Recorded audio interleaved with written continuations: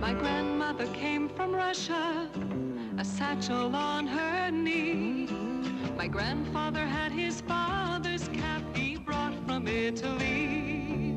They'd heard about a country where life might let them win. They paid the fare to America and there they melted in.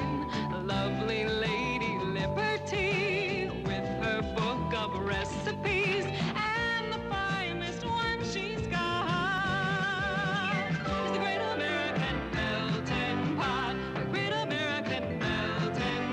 Though our country was founded by immigrants, there is a negative stigma placed on people who try to immigrate to the United States Powell, today. Professor of Economics at Suffolk University, and I want to explode 3 popular myths about immigration.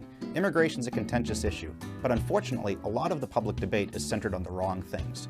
These 3 myths are that immigrants are a net drag on our economy, that they steal our jobs, and that they depress our wages. None of these are true. Immigrants are a net benefit to the economy. Economists who study immigration, even economists who are otherwise critical of immigration, are in almost universal agreement of this. They don't think the net economic benefit's huge, but all agree that it's positive. The next myth is that they steal our jobs. There's absolutely no evidence for this. This is a fallacy of the seen and the unseen. When an immigrant comes in, it's obvious when we see an American worker who loses his job. But what we don't see is that another job is created for that American. That's why, over time, we don't find a net increase in unemployment as immigrants come in. Think about what's happened to the workforce in the last 60 years. Massive entry of baby boomers, women, and immigrants into the workforce. But yet, no increase in long-term unemployment. You still have business cycles and fluctuations in unemployment, but no long-term increase. Instead, we see as the labor force increases, so does total employment.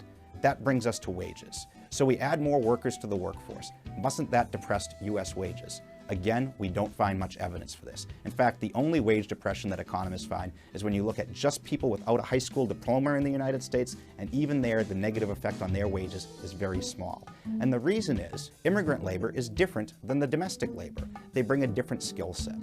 So often immigrants who come are either very highly skilled or very low skilled. A lot of U.S. labor is somewhere in the middle, moderately skilled, but very few of us are at the top of the pyramid and very few of us are at the bottom. The result is, when immigrants come, they largely complement our talents. They don't substitute for us. It frees American labor to do things that American labor is better suited to do. As a result, we become more productive and they become more productive.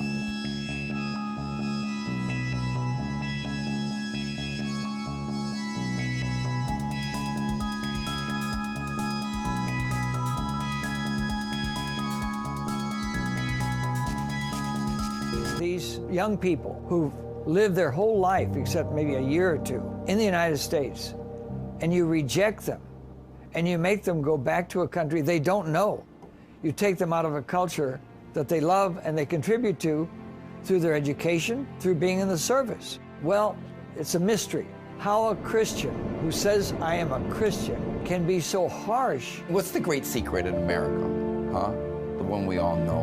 We see Maria making our bed as we're getting to the hotel room. We don't give a hoot whether she has paper. She's made our bed, and we're happy she's there. It's shameful.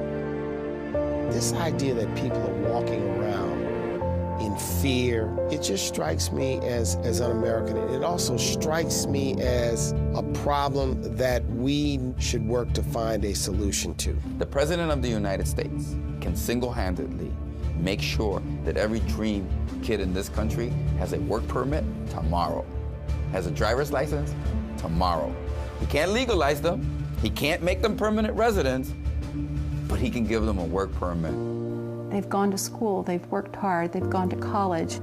Kids who've done everything we've asked of them. Let's give them that chance. Because I'm happy.